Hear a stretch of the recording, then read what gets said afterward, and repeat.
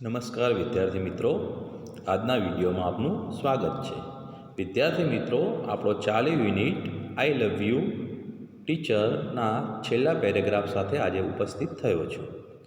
આપણા દરેક વિડીયોની પરંપરા મુજબ આપણે પહેલાં નવા શબ્દો જોઈ લઈશું.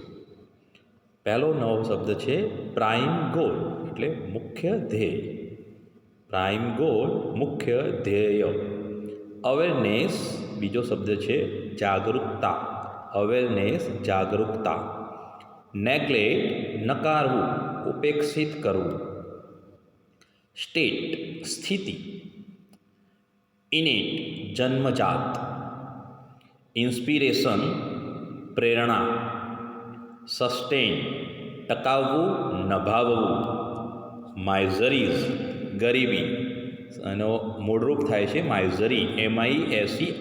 માઇઝરી એટલે ગરીબી. અહીં બહુવચન આપ્યું છે. ગેઇન, મેળવવું.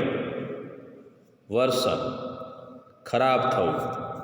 સેક્રિફાઈસ, બલિદાન આપવું. આઈસાઇટ, દ્રષ્ટિ. અપાર્ટ, અલગ. ફરીથી નવા શબ્દો જોઈ લઈએ મિત્રો. પ્રાઇમ ગોલ, ધ્યેય, મુખ્ય ધ્યેય, મુખ્ય લક્ષ્ય. અવેરનેસ, જાગૃતતા. નેગ્લેક્ટ, ઉપેક્ષિત કરવું, નકારવું. સ્ટેટ, સ્થિતિ. ઇનેટ, જન્મજાત. ઇન્સ્પિરેશન, પ્રેરણા. સસ્ટેઇન, નભાવવું, ટકાવવું. માઇઝરી, ગરીબી. ગેઇન, મેળવવું. વર્સન, ખરાબ થવું. સેક્રિફાઈસ, ત્યાગ, બલિદાન આપવું. સેક્રિફાઈસ, ત્યાગ કે બલિદાન આપવું. આઈસાઇટ, દ્રષ્ટિ. અને અપાર્ટ, અલગ. હવે મિત્રો પાઠનું વાંચન કરું છું. I began to feel that I must educate people on ways to help the blind. મને એવું અનુભવવા લાગ્યું કે મારે ગરીબ લોકોને મદદ કરવા, લોકો પ્રેરાય તે માટે લોકોને જાગૃત કરવા જોઈએ. લોકો ગરીબ લોકો, અંધ લોકોને મદદ કરે, લોકો અંધ લોકોને મદદ કરે તે માટે મારે લોકોને જાગૃત કરવા જોઈએ એવું મને અનુભવવા લાગ્યું. My prime goal in my life was to spread awareness regarding the poor, neglected state of the blind, their innate abilities and their inspiration. મારા જીવનનો મુખ્ય લક્ષ્ય હતો ગરીબ અને ઉપેક્ષિત કરાયેલા અંધ લોકો વિશે લોકોમાં જાગૃતતા પેદા કરવી, તેમની જન્મજાત શક્તિઓ વિશે લોકોને જાગૃત કરવા અને તેમની પ્રેરણા વિશે લોકોને જાગૃત કરવા. તે મારા જીવનનો મુખ્ય લક્ષ્ય હતો. તો મારા જીવનનો મુખ્ય લક્ષ્ય બિચારા અને ઉપેક્ષિત અંધ લોકોની સ્થિતિ વિશે, તેમની જન્મજાત શક્તિ વિશે અને તેમની પ્રેરણા વિશે લોકોને જાગૃત કરવા. I had to raise fund not only to sustain a living for myself but also to start project to remove darkness and miseries from the lives of other blind people. મારે ફક્ત મારા જીવન નિર્વાહ માટે ફંડ એકત્ર કરવાનો નહોતો, પણ ગરીબ અને જે નકારેલા છે અંધ લોકોના જીવનમાંથી અંધારું અને ગરીબી દૂર કરવા માટે પણ મારે ફંડ એકત્ર કરવાનો હતો. I strongly felt that I must give the others what I had gained from my teacher Anne.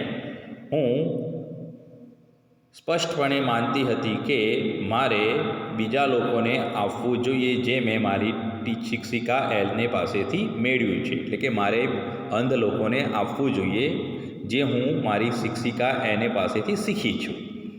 Then a dark cloud in my sky. પછી મારા જીવનમાં એક ખરાબ પ્રસંગ થયો, એક કાળું વાદળ આવ્યું. એટલે કે ખરાબ પ્રસંગ બન્યો, એક દુર્ઘટના ઘટી. Means I was deeply concerned about that. મને તેની ખૂબ ચિંતા હતી. My teacher's eyes were worsening day by day. મારી શિક્ષિકાની દ્રષ્ટિ દિવસે ને દિવસે ખરાબ થતી હતી. As a result, she could not see clearly. પરિણામ રૂપે તેણીની સ્પષ્ટપણે જોઈ શકતી નહોતી. She was brave enough to fight against her problem. તેણીની તેની સમસ્યા સામે લડવા બહાદુર હતી. But I was sorry because she did not heed her problem of her eyes. પરંતુ હું દિલગીર હતી કારણ કે તેણીની તેમના આંખોની સમસ્યા પ્રત્યે ધ્યાન આપતી નહોતી. Instead she continue to help me. અને તેમની સમસ્યા પ્રત્યે ધ્યાન આપવાને બદલે તેણીએ મને મદદ કરવાનું ચાલુ રાખ્યું.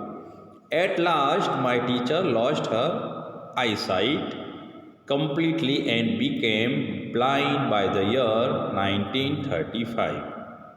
અને છેલ્લે મારી શિક્ષિકાએ તેમની દૃષ્ટિ સંપૂર્ણપણે ગુમાવી દીધી અને 1935ની સાલમાં તેણીની અંધ થઈ ગઈ. શી સેક્રિફાઇસ્ડ હર આઈસાઇટ ફોર મી. તેણીએ મારા માટે તેમની દૃષ્ટિનું બલિદાન આપ્યું. What a great sacrifice it was. કેટલો મહાન ત્યાગ તે હતો. If she had not supported and encouraged me to learn, I would not have enjoyed the beauty of the world. જો તેણીએ મને પ્રોત્સાહન અને આધાર ન આપ્યો હોત શીખવા માટે, ભણવા માટે, તો હું જગતની સુંદરતાની મજા ન માણી શકી હોત. I cannot think myself apart from her. હું મારી જાતને તેમનાથી જુદી નથી ગણી શકતી, કલ્પી શકતી નથી. My heart always speak I love you teacher. મારું હૃદય હંમેશા બોલતું રહેશે, શિક્ષિકા હું તમને ચાહું છું, પ્રેમ કરું છું. હવે મિત્રો સમરી જોઈએ. તો હેલન ખરા એમને લાગ્યું કે મારે અંધ લોકો વિશે લોકોમાં જાગૃતતા લાવવી જોઈએ. તેમના જીવનનું મુખ્ય લક્ષ્યાંક હતું કે અંધ લોકોની ઉપેક્ષિત સ્થિતિ, તેમની જન્મજાત શક્તિઓ અને પ્રેરણા વિશે લોકોમાં જાગૃતતા ફેલાવવી. તેણીને ફક્ત પોતાના જીવન નિર્વાહ માટે ફંડ એકત્ર કરવો નહોતો, પણ અંધ લોકોના જીવનમાંથી અંધારું અને ગરીબી દૂર કરવા માટે પણ ફંડ એકત્ર કરવા માંગતા હતા. તેઓ સ્પષ્ટપણે માનતા હતા કે તેણીની જે તેમની શિક્ષિકા એની પાસેથી શીખી છે તે તેને બીજાને આપવું જોઈએ. પછી તેમના જીવનમાં એક ખરાબ પ્રસંગ બન્યો. તેણીની તેનાથી ખૂબ ચિંતિત હતી. તેમની શિક્ષિકાની જોવાની શક્તિ એટલે કે દૃષ્ટિ દિવસે ને દિવસે ખરાબ થતી હતી અને પરિણામ સ્વરૂપે તેણીની સ્પષ્ટપણે જોઈ શકતી નહોતી. તેણીની એટલી બહાદુર હતી કે તેમના સમસ્યા વિશે તેઓ લડી શકતી હતા, પણ હેલન ખૂબ દિલગીર હતા કારણ કે તેમની શિક્ષિકા તેમની આંખોની સમસ્યા પ્રત્યે ધ્યાન આપતા નહોતા અને તેમની સમસ્યા પ્રત્યે ધ્યાન આપવાના બદલે તેઓ હેલનને મદદ કરતા. છેલ્લે તેમની શિક્ષિકાએ પોતાની જોવાની દ્રષ્ટિ તેમને ગુમાવી સંપૂર્ણપણે અને 1935ની સાલમાં તેઓ સંપૂર્ણ અંધ થઈ ગયા. તેણીએ હેલન માટે પોતાની દ્રષ્ટિનું બલિદાન આપ્યું. તે કેવું અદ્ભુત બલિદાન હતું, કેટલું મહાન બલિદાન હતું. જો હેલનના શિક્ષિકા જો હેલનને પ્રોત્સાહન અને આધાર ન આપ્યો હોત ભણવા માટે, તો હેલન એ જીવનની સુંદરતાની મજા ન માણી શકી હોત. હેલનને પોતાની જાતને પોતાના શિક્ષિકાથી અલગ ક્યારે પણ વિચારી શકતી નથી. હેલનનું હૃદય હંમેશા કહેતું રહેશે કે શિક્ષિકા હું તમને પ્રેમ કરું છું. હવે મિત્રો ફરીથી પાઠનું વાંચન કરું છું. I begin to feel that I must educate people on ways to help the blind people. મને હવે એ અનુભવવાનું શરૂ થયું કે મારે અંધ લોકો વિશે લોકોમાં જાગૃતતા લાવવી જોઈએ, લોકોને શિક્ષિત કરવા જોઈએ, જાગૃત કરવા જોઈએ કે તેઓ અંધ લોકોના મદદ કરે. My prime goal in my life was two spread awareness regarding the poor નેગ્લેક્ટેડ state of the blind, there ઇનેટ abilities and there inspiration. મારા જીવનનું મુખ્ય ધ્યેય અંધ લોકોની ઉપેક્ષિત સ્થિતિ, તેમની જન્મજાત ક્ષમતાઓ અને પ્રેરણાઓ વિશે લોકોમાં જાગૃતતા ફેલાવી. I had to raise fund not only to sustain a living for myself but also to start project to remove darkness and miseries from the lives of the other blind people. મારે ફક્ત મારા જીવન નિર્વાહ કરવા માટે fund એકત્ર કરવાનો નહોતો, પરંતુ ગરીબ અંધ લોકોના જીવનમાંથી અંધારું અને ગરીબાઈ દૂર કરવા માટે હું જે પ્રોજેક્ટ સ્ટાર્ટ કરવા માંગતી હતી તેના માટે પણ મારે ફંડ એકત્ર કરવાનો હતો. I strongly felt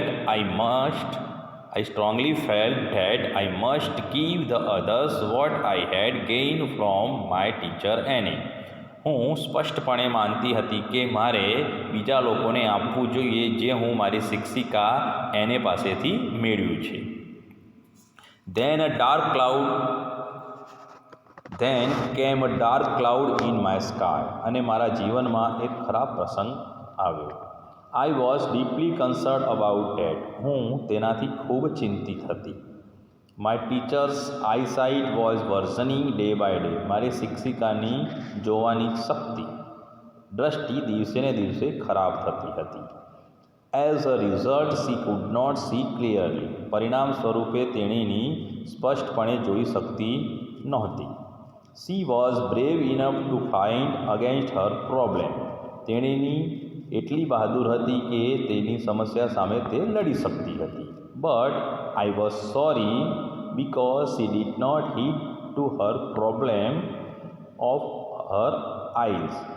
પણ હું દિલગીર હતી કારણ કે તેણીની પોતાની આંખોની સમસ્યા પ્રત્યે ધ્યાન આપતી નહોતી.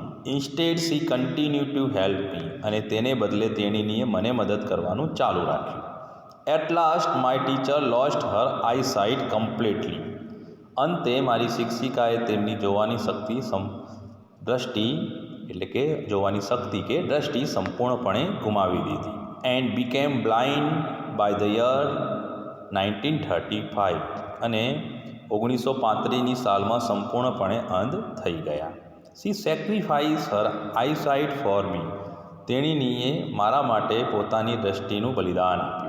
What a great sacrifice it was. કેટલું મહાન બલિદાન તે હતું. If she had not supported and encouraged me to learn, I would not have enjoyed the beauty of the world. જો મારી શિક્ષિકા એને મને આધાર અને પ્રોત્સાહન ભણવા માટે ન આપ્યું હોત, શીખવા માટે ન આપ્યું હોત, તો હું દુનિયાની સુંદરતાની મજા ન માણી શકી હોત.